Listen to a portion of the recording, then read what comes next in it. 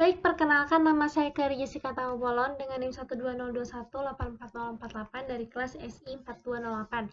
Pada kali ini saya ingin menjelaskan tentang tugas UTS mata kuliah integrasi aplikasi enterprise, yaitu integrasi dengan endpoint. Tugas yang bisa dilihat di sini. Nah, di sini saya akan membuat proses penjelasan. Untuk ini saya fokusnya adalah ke perakiraan cuaca khususnya Kalimantan Selatan dan difokuskan lagi di dalam kota Banjarmasin dan dibuat perakiraan cuaca ini selama 3 hari. Jadi dari hari tanggal 13, 14, 15. Nah, sebelum itu saya mengambil linknya yaitu dari sini, GitHub Ibnu. Jadi di sini dia sudah membuat API-nya, tinggal saya copy saja. Nah, ini ya. Cara yang harus saya lakukan adalah yang pertama, saya harus membuat lat dan loan-nya. Nah, lat dan loan ini sudah disediakan di dalam GitHub tadi. Jadi tinggal saya copy link mana nih, daerah mana nih yang mau saya ambil, karena saya ngambilnya daerah Banjarmasin, Kalimantan Selatan. Jadi saya mengambil kode ini. Lalu harus saya masukkan ke dalam sini. Kalau saya tidak mengambil kode ini, mungkin kota lain atau salah kode, tidak akan keluar datanya. Ini saya hapus salah satu. Seharusnya datanya tidak keluar karena jadinya karena saya sudah memasukkan, misalnya ini latnya saya hapus. Nah, dia jadi error ya. Karena harus jelas gitu mau ambil kodenya apa. Nah, ini saya kembalikan lagi ke awal. Kalimantan Selatan, Kota Banjarmasin. Lalu saya membuat nama wilayah di sini dan mengambil file get content dari link ini. Link yang ada ini adalah yang ini. Maka dia akan bernilai benar. Kalau saya mengambil link ini, kalau misalnya program ini mengambil link ini, dia akan bernilai benar. Lalu di sini ada for, wilayah, jarak, distance, wilayah, ada array juga saya buat di sini, dan juga ada JSON di core file get content dari link tadi dengan wilayah dimulai dari 0 dan ID-nya yaitu yang disamakan seperti tadi. Time and bernilai 0. Lalu ada pengambilan nilai dari pengurutan jarak dan akan mempertahankan jarak ini yaitu jarak A dikurang jarak B. Kemudian ada function lagi pertahanan nilai dan terjadinya percabangan, adanya konstruksi percabangan if else atau else if. Jika saya sudah membuat ini, ya jika dia sesuai dia akan bernilai 0, dia akan kembali nilainya. Jika tidak, ya akan seperti ini ya. Return-nya seperti ini, return-nya juga seperti ini, dan return-nya main. Lalu saya membuat struct type HTML. Nah, karena saya mau dia berbentuk card, seperti ini ya. Seperti ini, jadi saya harus mengambil dari Bootstrap. Nah, link help-nya saya ngambil dari Bootstrap 5. Kemudian saya mengambil dari HTTP CDNJS Cloudflare untuk fontnya. Dan title-nya adalah cuaca. Di sini saya kenapa membuat center agar card-nya ini bisa di tengah. Jadi posisinya di tengah. Kemudian saya membuat container, maaf ini tipe.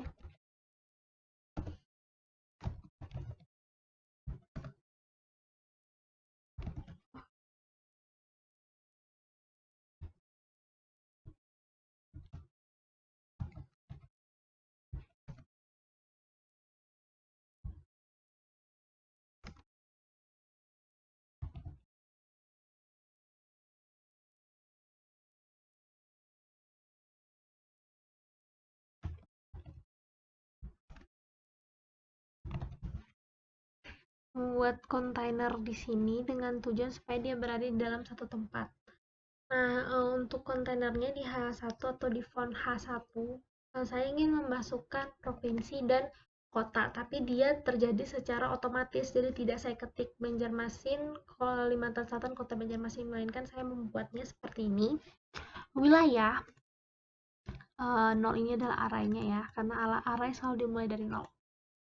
Provinsi dan kota.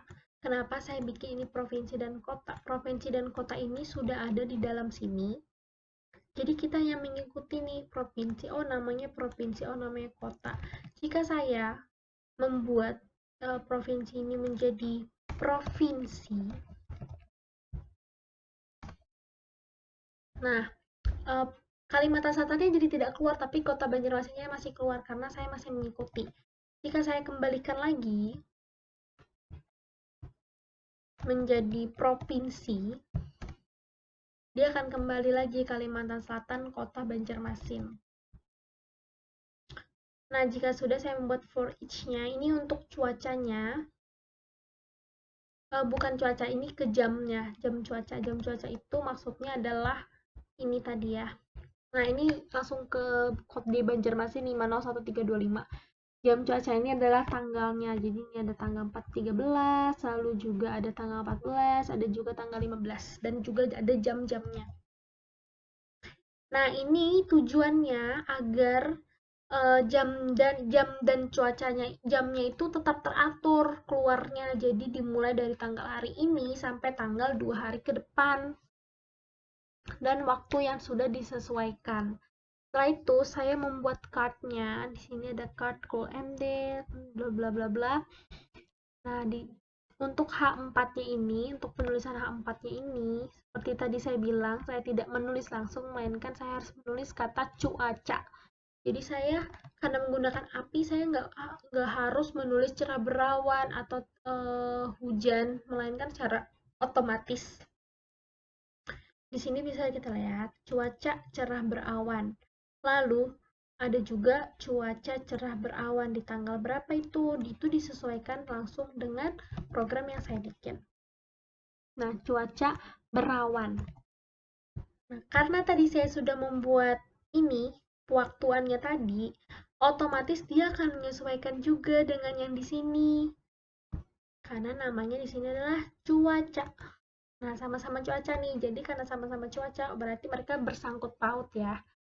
Jadi jika jam cuaca menunjukkan tanggal hari ini dan jam hari ini, di jam saat ini, maka otomatis cuaca yang ada di dalam sini akan menyesuaikan dengan tanggal yang ada. Nah, seperti ini. Cerah berawan pada tanggal 13 pukul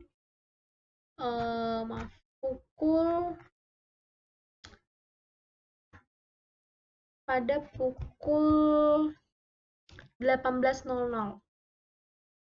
Berarti pada tanggal 13 pukul 18.00 ini,